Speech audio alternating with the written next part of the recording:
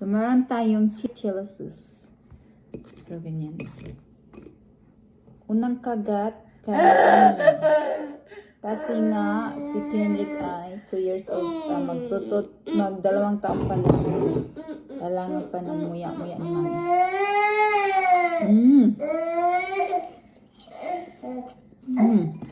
Crispy. Sarap.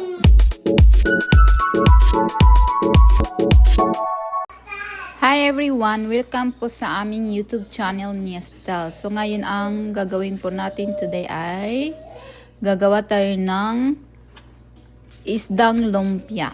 Fish lumpia spring roll. So yan po ang mga natitirang gulay. Tsaka yan po yung leftover na fish nung isang araw. So ayan guys, ito din yung natirang spring onion. So ito ay paghiwa-hiwain natin. So ito yung fish, yung leftover. So ito yung limas-limas ko. Kaya ganyan na siya. Kasi kung ipapakita ko ba sa inyo, yung mahabang video. So ito yung leftover din na mga gulay. Ayan, hinalo ko na siya. Meron diyan potato, tapos bell pepper na pula, green tsaka yellow. So ayan. So ngayon gagawin natin dito, paghiwain natin ang spring onions. Kasing kalaki naman ng kutsilya, no? So ganyan. Hiwain natin ito para meron tayong pangdagdag lasa sa ating fish lumpia. So ang tawag natin dyan ay fish lumpia. So ganyan.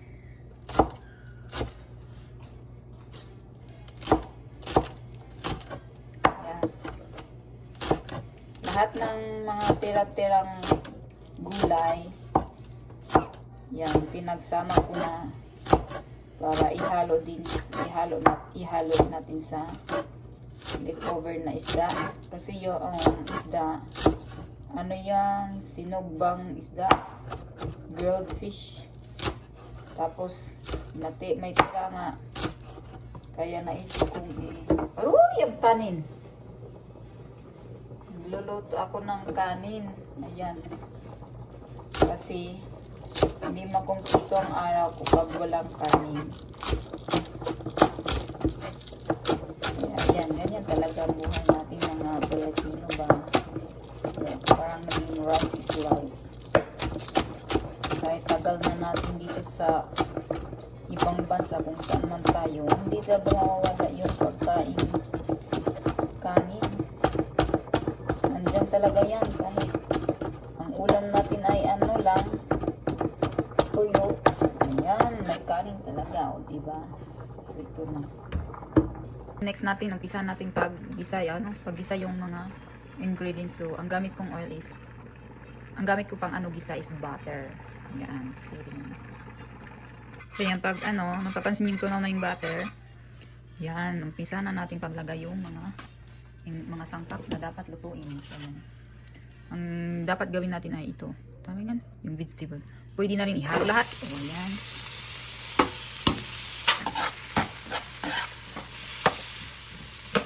So, ayan, ang gagamitin natin garlic ay powder. Hindi yung fresh garlic. Ayan. Ganun din lang naman yung lasa. Fresh na siya. O, tapos, lagyan natin ng kunting asin lang. Pangpalasa. Sunod natin ay itong isda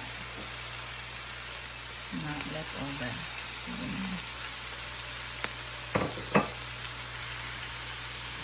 Tapos, paghaluin natin. Ayan na siya. Tapos, takpan natin ng ilang segundo. Segundo lang siya kasi hindi naman yan karne. Kailangan taga ng laanan ng oras. Yan. Mga ilang lang siya segundo. So, ito na yun guys, yung leftover, tsaka yung mga vegetables. So, nilagay ko siya sa paper towel dahil para hindi siya matubig. Kasi matubig siya dahil sa potato, sa mga gulay. So, yan. ito na yung leftover na isda, taka mga gulay. So, ngayon gagawin natin ay, irarap natin siya para maging spring roll. So, go play with your toys. Play with your toys. You see the Pink Panther? You're not watching. You're not watching. You want mommy turn off the TV? You're not watching the Pink Panther.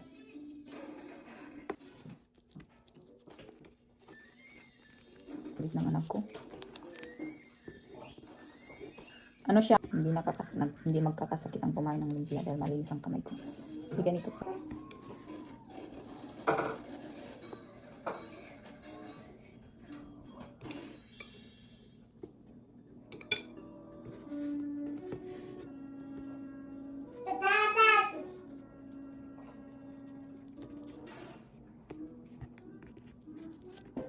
Behave ha, behave.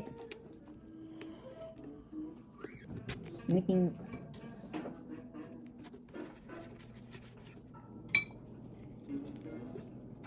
So guys.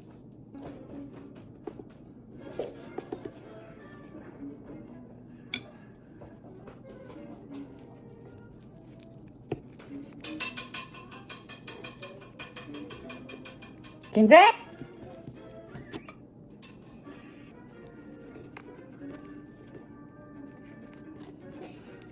Kendrick!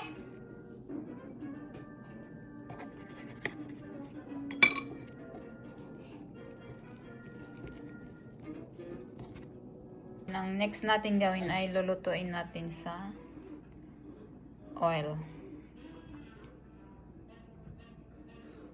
Yun, ilalagay na natin yung lumpia. Dapat bago natin ilagay, kailangan mainit na yung oil.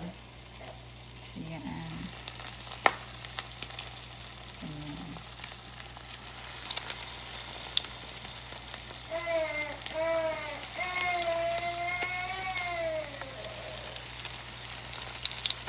Tingnan mo, mas maganda talaga pag mainit ang oil.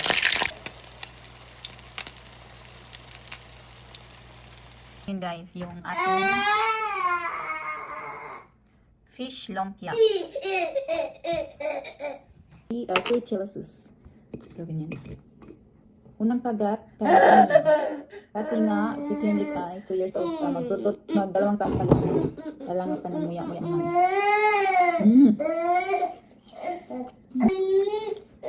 Sarap.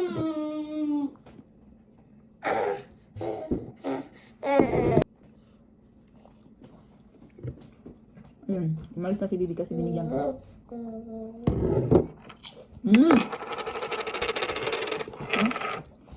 Dinig niyo lutong-lutong.